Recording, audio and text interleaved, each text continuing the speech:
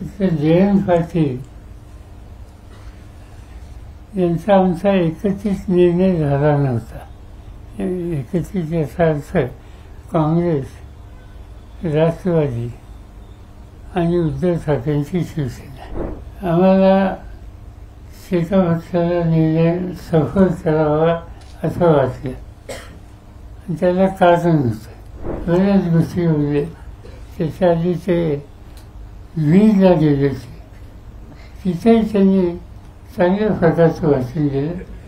त्या दोन्ही वाचनामध्ये त्यांनी माझ्याबद्दल प्रचंड आस्था व्यक्त केली, कौतुक व्यक्त केलं. जयंत पाटलांविषयीचा जो विषय सध्या चाललाय, त्यांनी काल म्हटलंय की शिवसेनेने म्हणजे उद्धव ठाकरेंनी ऐनवेळी उमेदवार दिल्यामुळे माझा पराभव झाला.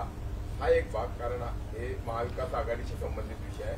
आणि दुसरं छगन भुजबळांची आपल्या अलीकडे झालेली भेट, ती केवळ त्या आरक्षणाच्या विषयापुरती किंवा राज्यातल्या वातावरणापुरती मर्यादित होती का आणखी काय? जयंत पाटील यांचा आमचा एकत्रित निर्णय झाला नव्हता. एकत्रित याचा अर्थ काँग्रेस, राष्ट्रवादी आणि उद्धव ठाकरेंची शिवसेना या सगळ्यांच्या वतीने उमेदवार ठरवायचा आमचा निर्णय झालेला नव्हता. माझा इंटरेस्ट नव्हता, कारण माझ्या पक्षाकडे सगळी म्हणून 12 मतं होती. आम्हाला एका पक्षाला निर्णय सफल करावा असं वाटलं. त्याला कारण होतं. कालची लोकसभेची जी निवडणूक झाली ती आम्ही तिघांनी एकत्र लढवली. ती एकत्र लढवत असताना डावे, त्याच्यात CPI, CPM, शेतकरी कामगार पक्ष हे येतात.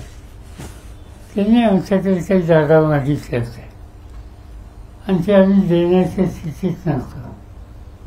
त्यावेळेला काँग्रेस, शिवसेना आणि मी तिघे एकत्र असताना मी आमच्या सहकार्यांना सांगितलं की आता आपण डाव्या पक्षांना अकोमोडेट करू शकत नाही, पण यानंतर निवडणुका द्यायची, कुठे विधान परिषदेच्या असतील किंवा उद्या महाराष्ट्राच्या असतील, तर तिथं आपण कुठे यांना अकोमोडेट करू.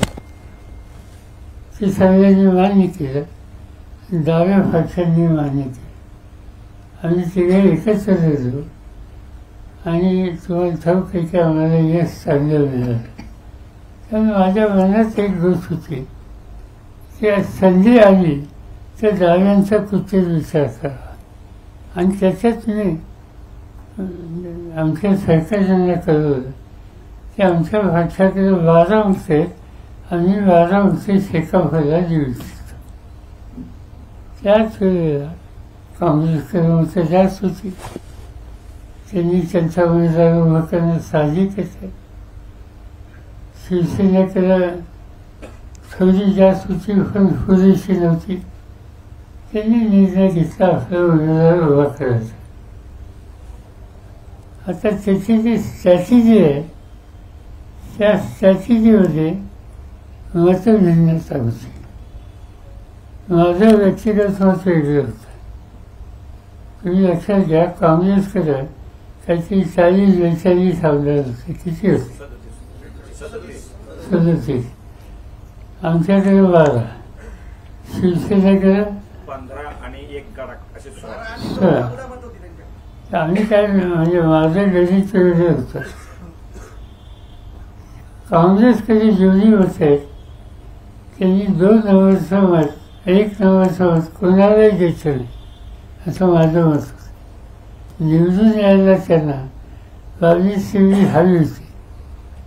माझी सूचना होती तुम्ही तुमच्या आजूची काय असतील ती सगळी तुम्हाला घ्या 1 नंबरची, आणि 2 नंबर 50% शेकापला द्या, 50% शिवसेनेला द्या. 1 नंबरची गरजेपेक्षा जास्त मतं असल्यामुळं ती ट्रान्सफर होती आणि तेवढी अधिक मतं या 2 नंबरला मिळते. आणि 2 नंबरने आपलं पहिलं मत हे सेनेला द्यावं आणि सेनेच्या 2 नंबरने पहिलं वर्ष शेकाफला द्यावं. हे जर केलं असतं तर माझं गणित आहे तिन्ही उमेदवार आली असते. एनिवे हे गणित सगळ्यांनाच मान्य असेल असं नाही की मान्य झालं नाही आणि त्याचा थोडं फासलांचा उल्लेख जर तुम्ही केला त्यांना यश मिळू शकलं नाही. दुसरं काही कारण नाही. कुणी कुणाला फसवलं नाही. फक्त स्ट्रॅटेजी कशी असावी या संबंधीची मतभिन्नता होती. एवढंच.